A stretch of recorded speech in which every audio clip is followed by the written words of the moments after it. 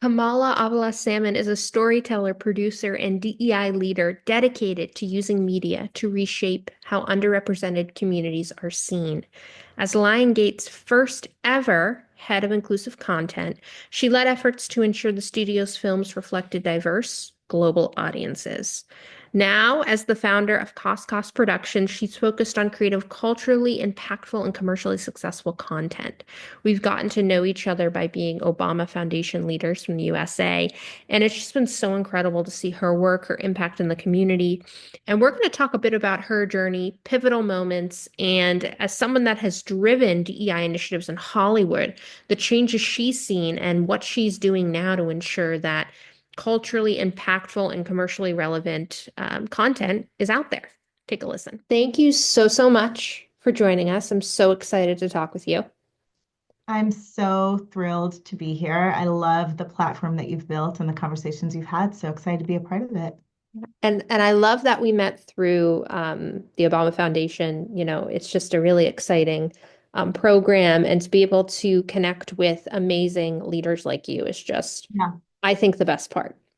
I feel the same. We have such an amazing cohort of just good humans doing really exceptional work in the world, yourself included. So it's been really great. What I think inspired me the most about you and your journey is just like all of the things that span tech, Yeah. music, film, like it's just all of the things. And I remember reading your bio for the first time and just being so excited to hear all of these pivotal moments that led you to where you are today. So could you Yeah. just take us back to, um, to really wherever you feel like is a great starting point? Because I'm so curious to hear about your journey and then also how you became the first ever head of inclusive content at Lionsgate. Yeah. I want to Absolutely. hear it all. Absolutely. I think what's really cool about my time at Lionsgate and just has kind of been like a consistent sort of theme of my career thus far is that, that role that you just mentioned, head of inclusive content, right? I was the first person to hold that role, and it was a job that didn't even exist when I went to college. So, one of the big themes of my career has always been curiosity. Like, I'm really clear on my mission, but I'm very curious about the different vehicles that can deliver on that mission. For me, that mission has always been around amplifying underrepresented voices. It's always been connected to storytelling and sort of what I would call capital C content, like movies, television shows, like things that people really dive deep into and immerse themselves in and leverage as a form of not only escape and entertainment but really of like culture development.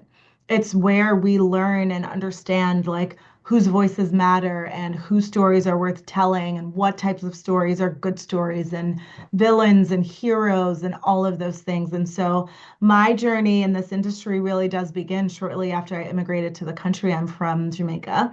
And my family, I grew up in New York. That's where my parents moved. And, The Cosby Show was one of the first things that we watched. And I remember being so inspired and moved by it and how my parents really gravitated to that show as something that was worth the family's time because they so appreciated not only the representation but the messages that it really imbued, and knowing that it was rare to see a Black centered show like that on television, and being curious very early as to who gets to decide what we end up seeing on TV and or in the movie theater. Why is this so rare? Why does this mean so much to us? And so always been sort of led by that spark. So my career started in the music business where I worked at a couple of different record labels, but I was always thinking about either underrepresented artists or underrepresented audiences. So, in the way that I did the marketing that I did, like that was a really big theme always. Um, and as I sort of spent more time in music, I grew up as a singer and just loved it from a like art perspective and artist perspective too. I became really interested in the business side and I became really interested in thinking about sort of like how do businesses in disruption like really thrive and reinvent themselves, and wanted to go back to business school to learn about that. And when I left business school, that's when I kind of made the pivot to more of the sort of film TV space. And it was really kind of going back to like those roots of like being curious and loving like the Cosby Show in a different world and so many things that I grew up with and wanting to see more of that. And so, was able to kind of translate my time in marketing and music into sort of diving into marketing on the film and TV side, but always wanted to blend the creative side with the sort of business side. A lot of times in entertainment, you're constantly asked, like, are you a creative or are you a suit? Are you an artist or are you like a money person? And I'm like, why can't you be both? Like, I really do believe in the business of entertainment, but I also believe in the mission of entertainment. I believe storytelling is the most effective canvas that we have for social change. So, throughout my career post business school, whether it was working at a talent agency, which I did, working at Universal Pictures and learning kind of the nuts and bolts of theatrical marketing, theatrical distribution, theatrical storytelling overall, and then working in television. Spent some time in tech as well, which is, I think, where I really honed my skills and love for disruption and innovation and like making every single role different because you're in it, like never approaching a job in sort of whatever the job description says, right? So throughout all of my different jobs, I've always introduced like net new things and like been thinking about how can we push what we're doing to be more inclusive? How can we push what we're doing to be more innovative and disruptive? And, Lionsgate was kind of maybe only the second time in my career that I had a role that had the I part of DEI in the title. I've never had the DE or I before those roles, but always have been grounded in like DEI needs to be a part of the business. DEI thinking is a part of the business. How can we elevate voices that are not always heard and seen? Because that's going to be the way that we really influence people and expand opportunity and justice and all those other things in our world through storytelling. So now at CastCast, I'm getting a chance to go even further upstream in the conversation of storytelling and work directly with writers and directors and producers that are working on those stories that want to use entertainment not only as a vehicle for escape and fun, but also as a vehicle for culture change. So that's kind of my story in a nutshell.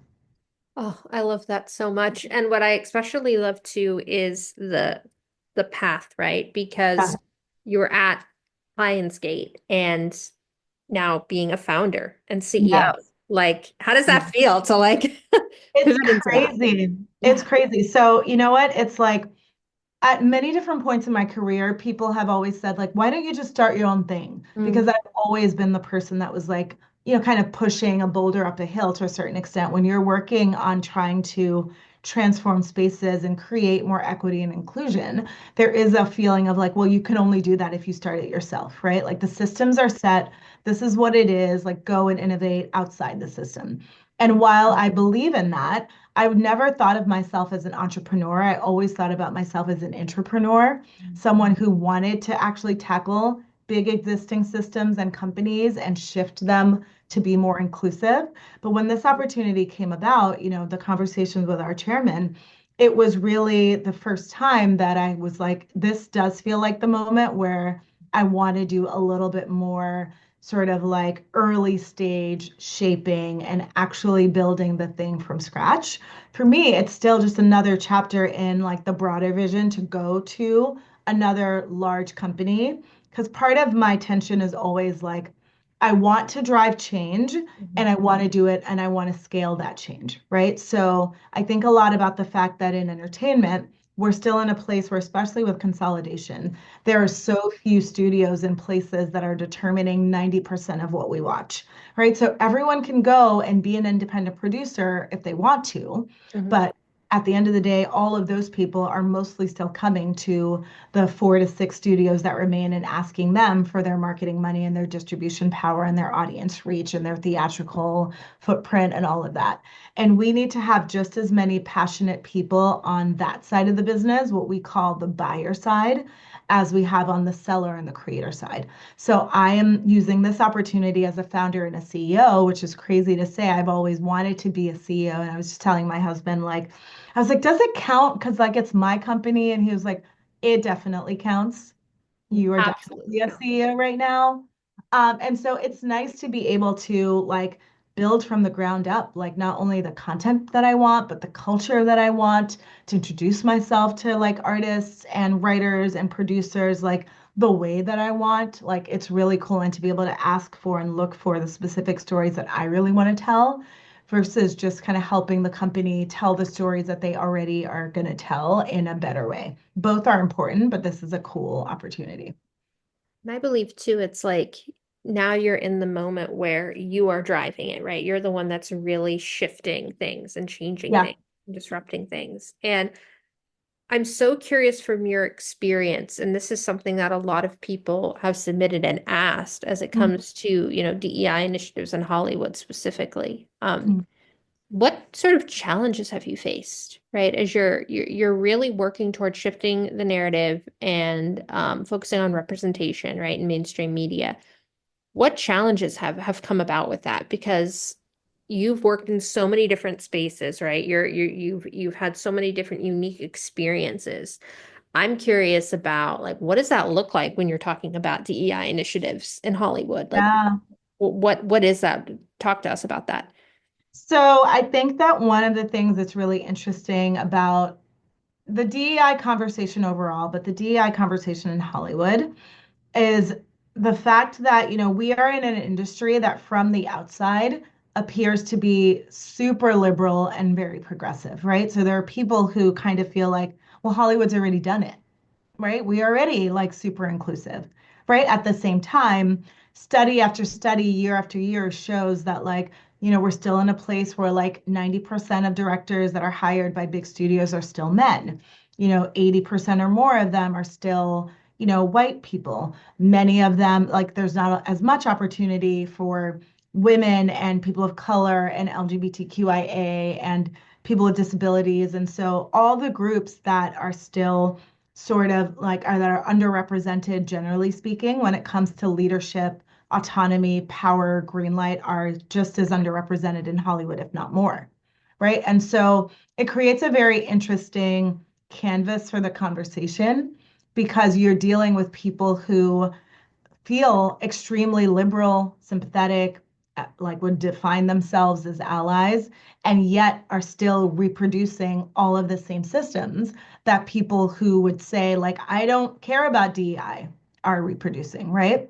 And so it makes it a really interesting and challenging place to have the conversation because I think sometimes you have the tension of people who feel like, well, I've already done everything that I can. And so if this is what if this is what the outcome is, it must mean that like we just don't have enough people who are women and people of color that are talented enough yet, that are ready yet, that are experienced enough yet. And so sometimes the conversation focuses solely on entry level like opportunities, right? We need more internships. We need more first time this. We need more mentorship. And all of that is great.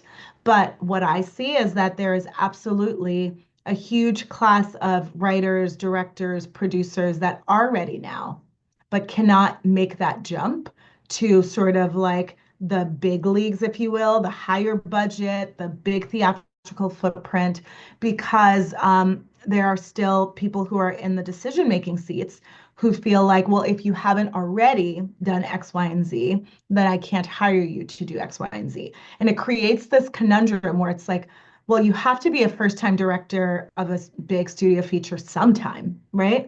But if all of those jobs are only going to the people who've already been hired, and we also have data on who has already been hired, I would say it again and again at my old job where it's like, if you tell me you need the director of this movie to have directed two or three other action movies in the studio system, you're telling me you are only going to consider a white person or a white man specifically. And they're like, no, I don't mean that. And I was like, well, the criteria that you laid out is going to yield only white men, right? And it's not because those are the only people that are capable, but those are the only people who have been experienced at this particular level that you also control the gates for. So reminding people that like while like we both self-identify sometimes and are identified, studio execs are identified and agents and managers as gatekeepers, that like if you are a gatekeeper, you also can be a gate opener. You have to open the gates for somebody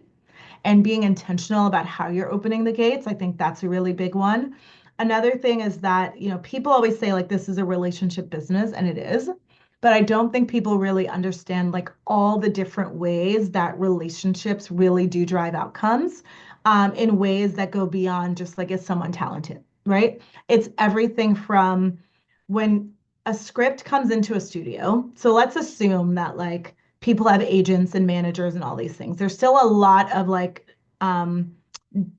disparate like levels of representation when it comes to even getting an agent, a manager, but let's just talk about the people that have agents, managers, lawyers, et cetera, right?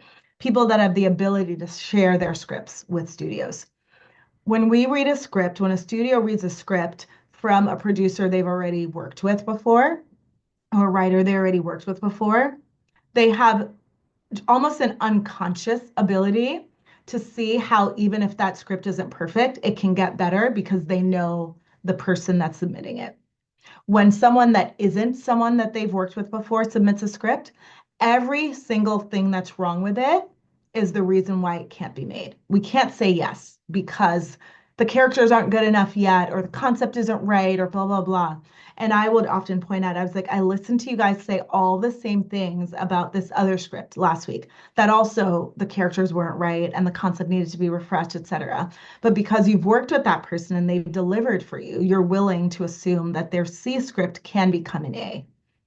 People that have not worked with you yet have to submit A scripts. And so one of the most like frustrating parts or aspects of the DEI conversation overall, which is true in Hollywood as it is in tech, as it is almost everywhere else, is so much of the conversation becomes focused on like the opt or the perception of DEI is that it is about bringing in less qualified people, where I'm like, the only version of DEI that I have ever seen or experienced is really bringing in more qualified people. You've actually raised the bar. People that are not coming through the DEI door can come in with a C script and you believe it can become better. People that are coming in through the designated DEI door can only come in with A plus scripts. You've actually increased the barriers for them to get in, right? And so having someone in the room that can point those things out, and also knowing that like there is just something like it's human nature to want to, and business sense to want to limit your risk, right?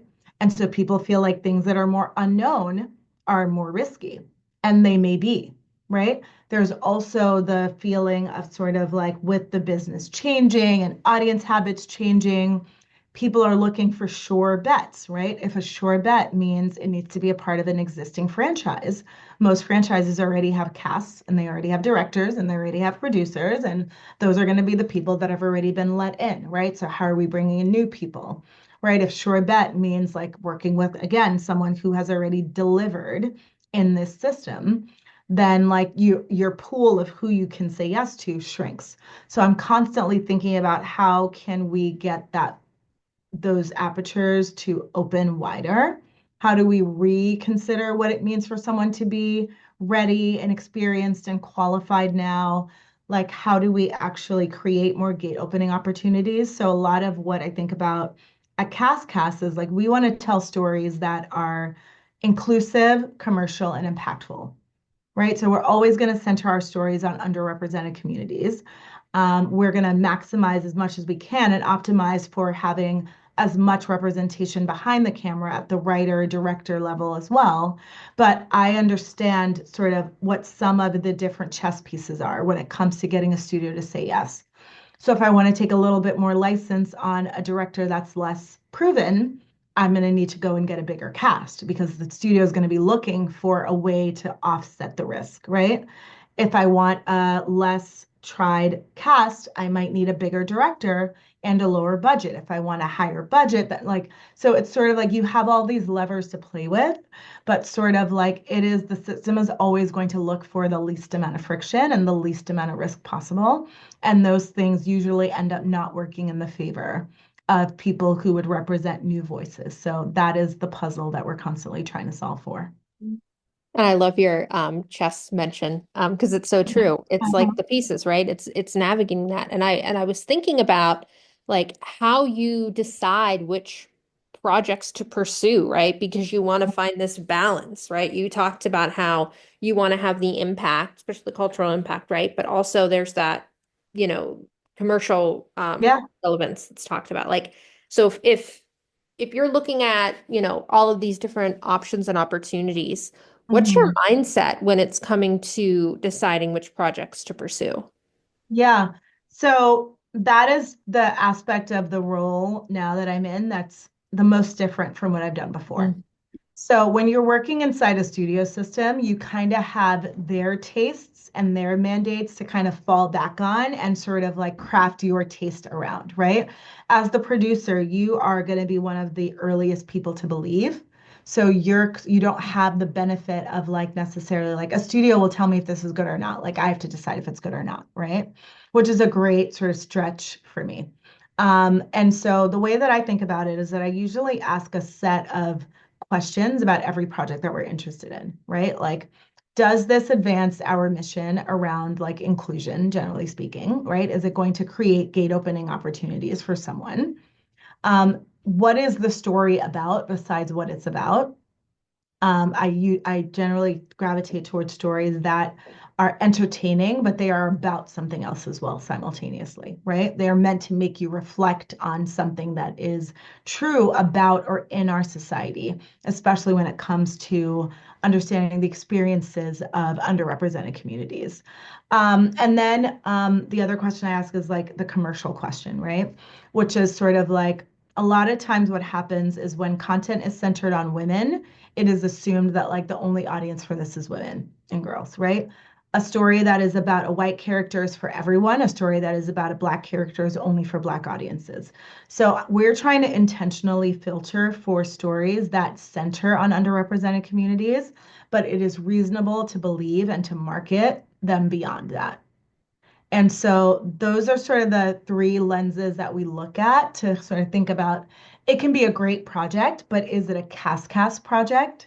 Like that is different, which is something that I think, even when I was on the buyer side, when I was at the Lionsgate side, um, that would sort of frustrate me. I'm like, what do you mean it's a good project, but it's not a Lionsgate project? Like, if it's a good project, make it a Lionsgate project. But I think on the producer side, it is important to have a little more specificity around what you decide to sign up for, because I had a mentor who told me that like your most valuable resource as a producer is your time. And so allocating that, and I think it's probably true for entrepreneurs as well, because there's so much to do all the time. So zeroing in on those projects that I feel like really check all three boxes, commerce, inclusion, and impact, is kind of what I'm looking for at this stage. And impact doesn't mean documentaries, right? Impact doesn't mean biopics. Impact doesn't mean like educational content, right? Ideally not, right? Because, that content tends to be less commercial, right? But there's a lot of different ways to make impact. Like I think a great rom-com, well-told, centered on underrepresented characters that we don't always see, that is marketed to a broad mainstream audience, can have a ton of positive impact and drive a ton of culture change in our world. And I think what you said about like this being, a great project, but not necessarily the right project for a specific, company is it's gonna help a lot of people. That's a great mindset because it's so true. You hear it all the time, whether it's in the publishing industry, right? Yeah. Or certain things like you can have something that's really great, but it Mhm. might not be the right, you know, project for that specific Yeah. company, right? Or production company or their vision. I think that is so key and is going to help a lot of people just with their mindset about going into Yeah. Yeah, and I think also like, you know, when you are in the creative side, on the creative side of the business, and you are a creator and originator of stories, like, so one of the things is like there are so many different types of producers, obviously. There are producers that write, there are producers that direct, and I am not a producer that writes or directs, right? So I am really beholden to and very respectful of the creative process of the people that originate the ideas that then power this business, right? And so I try to bring as much context and value as I can to them about letting them know sort of like, here are what the business conversations around your amazing creative idea are going to be. And like the context that I'm giving you is not saying your project needs to change because of these business, whatever it is. But you need to understand what those business parameters are so that then you can make the decisions that make the most sense for you and for your project. If the notes that I'm giving feel aligned with the direction you want to take the project, if the audience that I'm talking about being able to reach is important to you, then like absolutely let's work together. And if you're like, I don't really want to make it for that audience, or I don't really vibe with these notes, I don't want to go in this direction. I'm like, that's totally fine. It doesn't mean your project is bad, right? It just means like I'm not the right producer for it. And you should go and find like that right producer for it that has that aligned vision. But I do believe that like the best ideas, the best creative ideas do come from different perspectives and a little bit of like constructive friction, as hopefully the producer adds notes and context that the writer or director wasn't thinking about, that then make the project better. And then together we bring that better thing to the studio, and ideally the right studio partner provides notes and context that may change the thing but make it better as well. And then you're just sort of like, because it is a very collaborative sport, so many people have to get on the same page and be available and give notes and all the things in order to make like a film or a series exist. I love it. So collaborative. So finding the right fit, right? Making sure that things align. And that's really where success, can come Yeah, from, right? exactly. I'm so curious too, and I love asking leaders like yourself this question because I think it's going to help so many people. You already being a trailblazer, right? You already being just this badass in your field, right? Um, I'm curious how you manage everything, right? Not just the professional and all of Yeah, these goals that you have, but also the personal.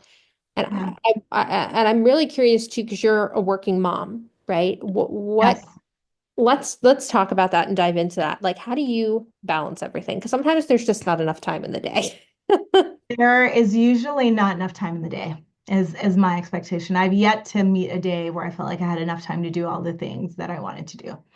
So, I'll say something that now is cliche, but like balance is not really real. If balance means that like in every day I am 100% present in all of the places that I want to be present in, then the only opportunity to do that is to do less things, right? But if you are someone that has a deep passion for your work, but also like a strong passion for your family, and just as strong of a passion for your friends and your community, right? It really, you have to start to spread yourself. And so the way that I think about it is that I try to be one as present as I can be wherever I happen to be. That's one of my big goals for 2025, is to get even better at like being where my feet are.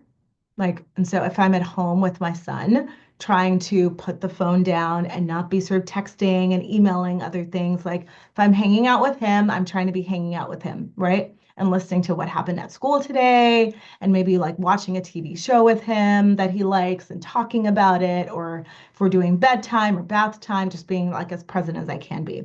When I'm at work, I'm very, very present at work, and I'm thinking about what's going on here, and I'm not thinking as much at that time about like what's happening at school and all the rest of it. I'm like, I'll catch up on that when I get there. And like when I'm like having dinner with a friend of mine, like I try to be as present as I can be. Now, I'm like everyone else, where like these phones come with you everywhere. Picture of my son.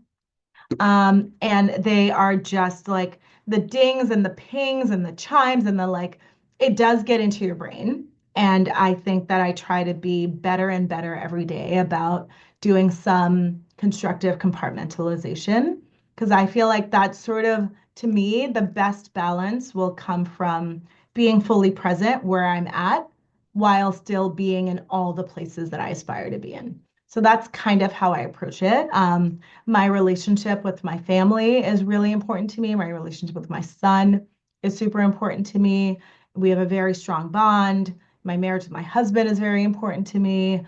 I only have one sibling, and so my relationship with my brother is super important to me. And our families, vacation together and hang out and all of that. And I've, the best friends in the world, like friends that I like, went to college and business school with, that I consider extended family. And so my calendar is always like a hot mess. but it's a hot mess of all the things that I care about. If you look at my calendar, it does represent a composite of the things that I'm passionate about.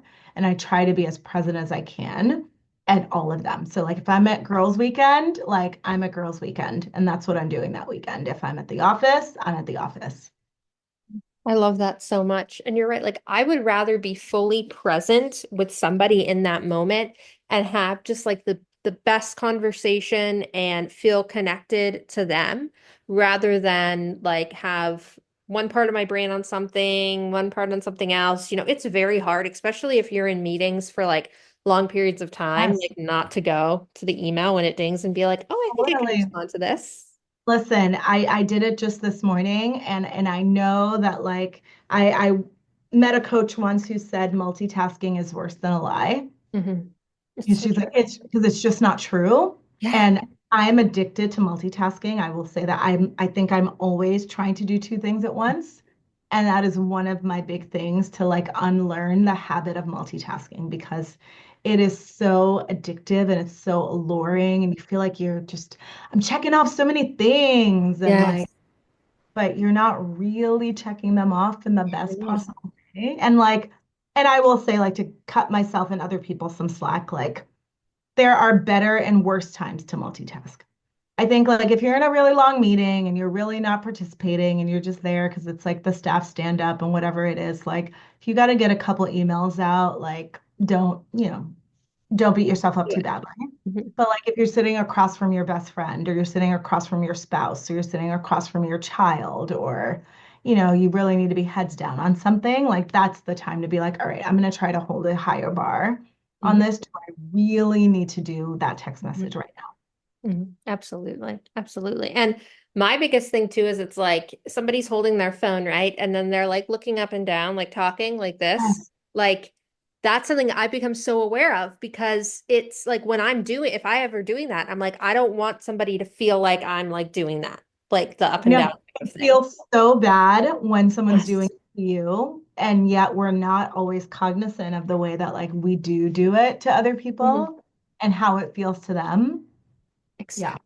Exactly. It's so true. And I was just doing something this morning. I was working on a proposal and I realized at the same time I was on hold with this other thing for my personal life, right? And I was like, Yeah. well, wait, like I'm doing like both the things. And the moment I was like, oh, I'm really cool doing this. And then I was like, wait, Yeah. I know that this, like, I'm not giving my full thing to this proposal because when I re reviewed it back, I was like, man, some of this really doesn't make sense, right? Yeah. So it's like it really finding ourselves in that moment, and it's so hard. But I'm so glad that you had mentioned that just about balance because it is. It's so hard to even try to achieve that. We're doing the best that we can at everything. We are doing the best we can. So we can't like be too hard on ourselves, but I do feel like that is a worthy goal, at least for me, Mhm. is to aspire to multitask a little bit less and to be present a little bit more. Absolutely, absolutely. Now, my favorite question, and it goes back to the chess and Yes. all the things. My favorite question to ask is, what does unleashing your inner queen mean to you, and how do you unleash your inner queen? I love that question. So I think that for me, unleashing your inner queen is about really learning to trust and value like yourself and your voice. I was saying earlier that one of the skills and muscles that this producing era that I'm in now is pushing me to like develop more is like trusting myself. Like when I read a script, like I can hear a voice in my head that is kind of telling me if I like it or not, right? And sometimes I can quickly skip past that voice and start thinking about like, do I think it will sell to this person? Do I think this other person will like it? Oh, maybe like, what if I'm really lame for liking this? Or what if like this? What if that? Like, so to me, like the women that I look up to the most seem to be women that like fully believe and trust that they are good arbiters of like what is good and what is worth their time, right? So whether those are queens like Beyonce or Michelle Obama or Oprah Winfrey and others, like there is a trust of self and respect of self that I think is really kind of at the heart of the power that they have and the influence that they have. And that is sort of what I'm trying to lean into and unleash more. It doesn't mean you're always right, right? But knowing and being able to listen to your own voice, being willing to bring your voice into the room, like a big value for me is boldness. That's been a big part of kind of how how I have been as successful as I have been has been my willingness to say the thing in the room that needs to be said, even if it's going to make people uncomfortable. And so continuing to lean into that like aspect of just being not only bold, but like I'm good at being bold on behalf of purpose. I'm good at being bold on behalf of communities and on behalf of like in the name of advocacy, but like developing further that skill of being bold in service of like my taste and my voice and like listening to myself and what I think is good and worth spending time on. That is the queen that I'm trying to really unleash in this new chapter. Love that so much. And we're going to cut that out. This part of my dog screaming. I didn't even hear it, so you're good. Oh, perfect. Yes. Well, I mean, I so appreciate your insight and specifically the area of like how like all the amazing women that you listed, it is that sense of self. It's that sense of Yes. like, I know who I am and I'm gonna fully I'm going to unleash. fully follow that. Yeah, I'm going to fully believe in that. Like, I think that it is such an attractive quality. And I mean attractive not from a like physical perspective, but I mean just from an energy perspective. Like, people really gravitate towards people that have this strong sense of self and belief in self and like commitment to who they are, like right or wrong, like I am who I am. Like, I loved the way that Michelle Obama even handled like this most recent like political moment and whether or not she was going to attend or not, right? She was like, I'm gonna do what is right for me. Like, I'm not telling you what you should make of it. I'm not telling you if it's you should do it. Like, it's not about how it will be reviewed in the public sphere. It's about like, this is what is true to me. I'm going to be me.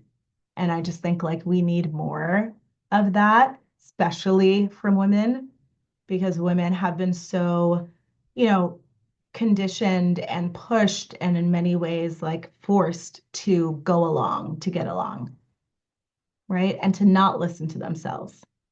Like I feel like so many of us as women, we're trying to rediscover like our women's intuition because so many societal voices have told us like, no, go and do what we're saying you should do, or like, don't listen to that voice in your head. Like, go with what this man is saying. And it's like, we actually contain like such wisdom in our inner voice if we can like actually hear it and actually like listen to it. Mm. It's so true. It's so true. Now, if somebody wants to get in touch with you or learn more, Yeah. what's the best way that they can do that? Absolutely. So I am very active on LinkedIn. People message me all the time, just Kamala Avila-Salmon. So, and I also write, some longer posts there about kind of what's going on in the business and what I'm thinking about at different moments. So it's a great way to kind of get in my head and also like send me a message. I'm also on the various social media platforms, and we will see how that evolves in the next few years. So I make no promises at this moment that I will remain on all of the social media platforms that I'm on, but I expect I will remain on LinkedIn, and that's where I do most of my professional like connections and networking. And so if people have questions, if people want to reach out, if people have ideas, like always happy for someone to slide in my LinkedIn DMs. Hmm. I love it. I love it. And we will link all of the sites, especially your LinkedIn, to this. But I just want to thank you so much for taking the time, for providing Thank your you. insight, and for all of the work that you do. It's so inspiring and so incredible. So thank you so, so much. Thank you so much for having me and allowing me to learn a little bit more even about myself and thinking more about unleashing my inner queen. You're doing the Lord's work. You're doing the queen's work here. Thank you.